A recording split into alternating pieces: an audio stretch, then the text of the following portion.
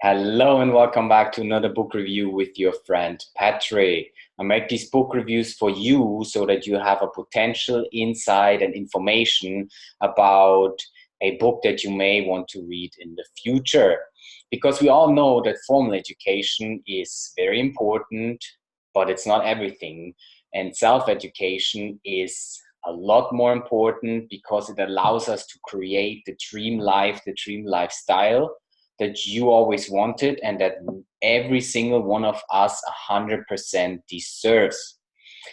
One really important book for achieving whatever you want in your life is the book that I'm going to talk to you about today. It's called Ego is the Enemy by Ryan Holiday.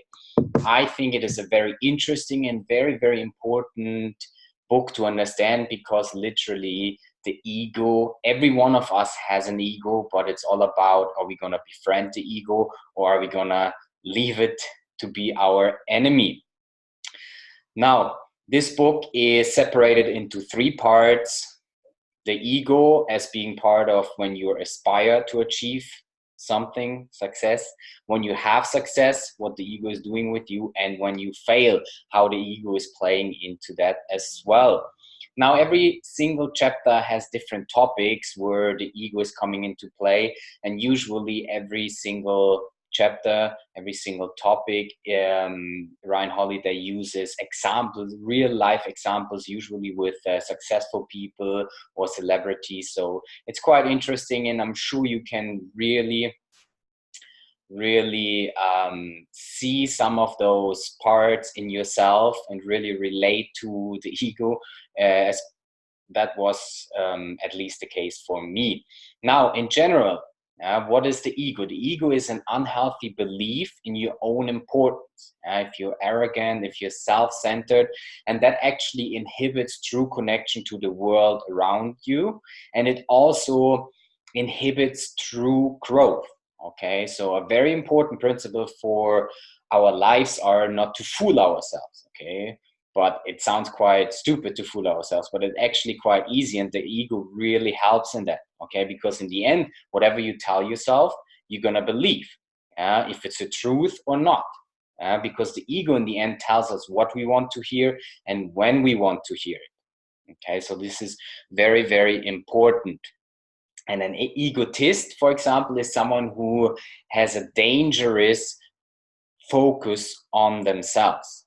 Okay, now let's talk about the three different areas that are covered in the book. What is the ego doing when you aspire to achieve something?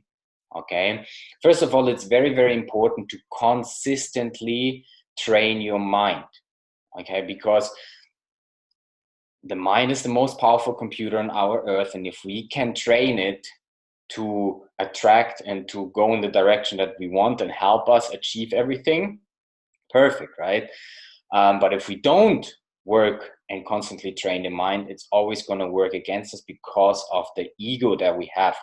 Now, a very important skill is the ability to evaluate our own ability, self-reflection. Okay, it can hurt because the truth always hurts, but the truth also sets free. So it's a very, very important skill to develop.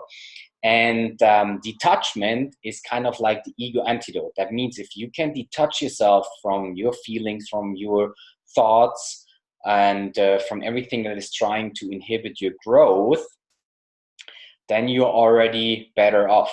Okay, so if you can distance yourself, get out of your own head basically, and don't judge your thoughts, and don't try to analyze or interpret anything with them, associate anything with them, you're gonna be on a good path. Okay, so why is the ego the enemy? Because a lot of people, they always talk. Okay, talking is very, very easy. Yeah, and Lao Tzu said in the past that those who know do not speak, and those who speak do not know.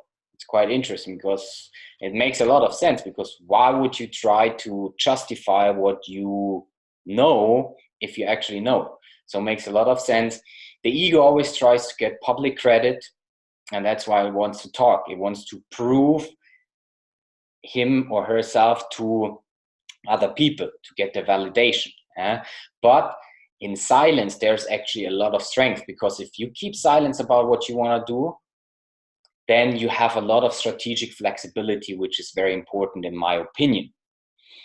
A second part is to be or to do. We all know the saying, to be or not to be, by Shakespeare, and I thought this might be something different, but I really like the idea of to be or to do, because either you want to be something, entitlement, promotions, recognition, or you're just going to go out and do it because you want to do it. You truly want to do it. You keep working on your authentic self, expressing yourself, and just doing the things that you love.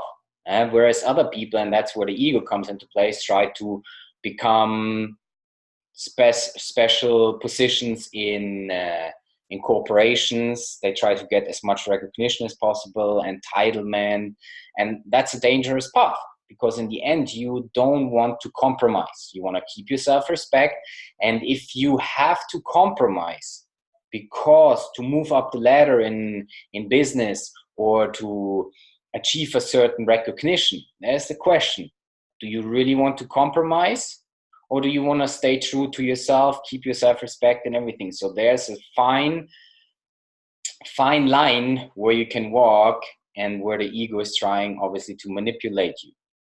Now the second part is talking about success. Okay, the ego weakens the will that got us there. Whatever we've done, whatever the motivation we had to get where we want to go, and when we have arrived, our will be weakened by the ego, so that we don't keep going, because we achieved something and we're getting comfortable. Okay, and the egotism blinds your reality so that you live in an imaginary world. Very, very important. To counteract that, it's really important to always stay a student. Don't assume that you know everything. That's the worst that you can do. Be humble. Know that you know less. Know that you always can learn from every situation and from everyone, and that's very important. And that goes back to talk is easy. Observe and listen. Try to filter out what sounds good. Try to filter out what you don't really like, but be neutral, be objective, and listen. Amateurs are defensive, and professionals, they are learning to enjoy how to learn. Okay. Now the other part for success is what's important to you. Keeping your priorities. What are your priorities? What are you here to do for? Who are you? Okay, not that if you're achieving success that you're always striving for more and more and more, especially materialistic things. Be grateful for what you have, and you don't have to prove yourself to other people by also getting what they have, or by also trying to always become more than other people. Be humble, keep learning, have your priorities set straight, and don't have any FOMO. Don't fear of missing out. Okay, that means say no if there's something that you don't want to do. Okay, because you don't want to waste your time doing the things that you don't like, just to be able to prove to yourself and to other people that you can do something. That's wrong. You're not trying to get validation from other people. You're only trying to get validation from yourself, from within, that you're going to be happy with what you're doing, and that you know who you are becoming and where you are going. The third part is about failure. We all have heard and we all know that only through failure you can succeed, because if you fail, you get feedback about something what you shouldn't do. Okay, and if often enough you've learned what you should not do, then at the end you know what you need to do, and that's when you become successful. That's when you start mastering a craft. Okay, the ego always tries to play the fair versus unfair game. Okay, you see that a lot, and unfortunately you see that a lot with kids in sports. Then they always say, oh, this was unfair, this is unfair, and all this. And that's just the ego talking, because they're trying to blame something else instead of taking responsibility for their own life or for their own mistakes. But only if you take responsibility, you can actually learn from it. If you're trying to blame something else or someone else, you're actually admitting that you never had control in the first place. And that's not what you want, because you always want to be in control and have control over your life and the things that you do. Okay, the effort is enough. That's very, very important, because if you want to succeed, you have to endure failure. You have to endure setbacks. Okay, and that willingness to endure through the effort of constantly improving yourself, constantly doing the things that you have to do, and not being attached to the results and focusing on the journey and enjoying the journey, that's much more important. And then the ego has a very, very tough situation to get a hand of you, to control you. Okay, because in the end you want to fulfill your own standards. Like I said earlier, you don't want to try to prove to other people. You want to fulfill your own standards. You want to keep your self-respect by doing the things that you know you need to do, putting in the effort and being willing to endure through setbacks, problems, and obstacles. The last part that I'm going to talk about is drawing the line. Okay, again, that goes back to being humble, admitting that you've done something wrong so you can improve it and not make the same mistake in the future again.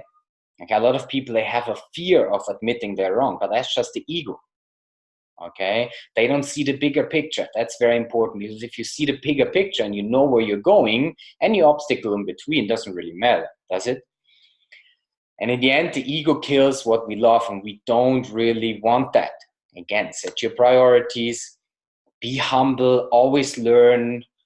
Don't be afraid to admit that you're wrong, because only then you can really improve.